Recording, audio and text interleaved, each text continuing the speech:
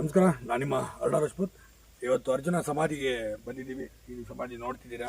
ಈಗ ಸಮಾಧಿ ಕಾರ್ಯಕ್ರಮ ಎಷ್ಟು ಮಟ್ಟಿಗೆ ಆಗಿದೆ ಅಂತ ನೋಡ್ತಿದ್ದೀರಾ. ಈಗ ಮುಂಚೆ ಟೈಲ್ಸ್ ಕಲ್ಲುಗಳು ಹಾಕಿದ್ದೆ, ದೊಡ್ಡ ಕಾಂಟ್ರವರ್ಸಿನೂ ಕೂಡ ಆಗೋಗಿತ್ತು. ಈಗ ಎಲ್ಲ ಕಿತ್ತೊಗೆದಾಯಿತು, ಒಗದಿ ಈಗ ಸಂಪೂರ್ಣವಾಗಿ ಸರ್ಕಾರ ವಹಿಸ್ಕೊಂಡು ಈ ಸಮಾಧಿ ಈ ಹಂತಕ್ಕೆ ತಂದಿದೆ.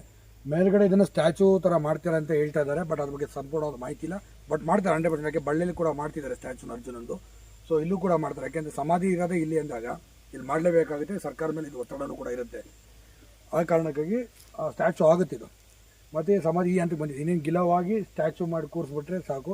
ಇಲ್ಲಿ ತುಳಸಿ ಕಟ್ಟೆನ ನೀಟಾಗಿ ಗಮನಿಸ್ತಾ ಇರ್ಬೋದು. ತುಂಬಾ ಅದ್ಭುತವಾಗಿ ಬಂದಿದೆ ತುಳಸಿ ಕಟ್ಟೆ ಅಂತಲೇ ನೋಡ್ಬೋದು. ಯಾಕೆಂದರೆ ನಮ್ಮ ಅರ್ಜುನನ ಆಶೀರ್ವಾದ, ನಮ್ಮ ಅರ್ಜುನ ಜೀವಂತವಾಗಿದ್ದಾನೆ ಅನ್ನೋದಕ್ಕೆ ಈ ತುಳಸಿ ಕಟ್ಟೆನ ಸಾಕ್ಷಿ. ಅರ್ಜುನ ಒಂದು ಚಾಮುಂಡೇಶ್ವರಿ ದೇವಸ್ಥಾನಕ್ಕೆ ನಾವು ಹೇಗೆ ಹೋಗ್ತೀವೋ ಅಷ್ಟೇ ಪವಿತ್ರವಾದ ಜಾಗ ಅರ್ಜುನನ ಸಮಾಧಿ.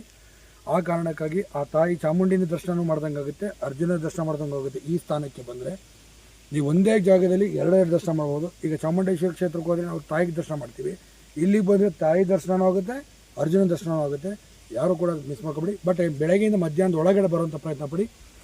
ಯಾಕೆ ಅಂತಂದರೆ ಇಲ್ಲಿ ಒಂದು ಸೆಕ್ಯೂರಿಟಿ ಪರ್ಪಸ್ಗೆ ಗಾರ್ಡ್ಗಳನ್ನ ಹಾಕಿರ್ತಾರೆ. ಅವ್ರು 3 ಗಂಟೆ ಅವರಿಗೆ ಹೋಗ್ಬಿಡ್ತಾರೆ. ಆ ಕಾರಣಕ್ಕೋಸ್ಕರ ಮತ್ತೆ ಸುತ್ತ ಆನೆಗಳು ತಿರುಗ್ತಾ ಇರುತ್ತೆ. ಇಲ್ಲೆಲ್ಲ ಇರೋದೆಲ್ಲ ಕಾಡು ಆನೆಗಳಾಗಿರೋದ್ರಿಂದ ಸುತ್ತ ಆನೆಗಳು ತಿರುಗ್ತಿರುತ್ತೆ. ಈ ಕಾರಣಕ್ಕೋಸ್ಕರ ಆದಷ್ಟು ಬೆಳಗ್ಗಿಂದ ಮಧ್ಯಾಹ್ನದೊಳಗೆ ಬರೋಕ್ಕೆ ಪ್ರಯತ್ನ ಮಾಡಿ. ಸೊ ರೋಡ್ಗಳು ಚೂರು ಕೆಟ್ಟೋಗಿದೆ. ಸಾಧ್ಯವಾದಷ್ಟು ಹುಷಾರಾಗಿ ಆರಾಮಾಗಿ ಬರೋದನ್ನು ಪ್ರಯತ್ನ ಮಾಡಿ. ಧನ್ಯವಾದ.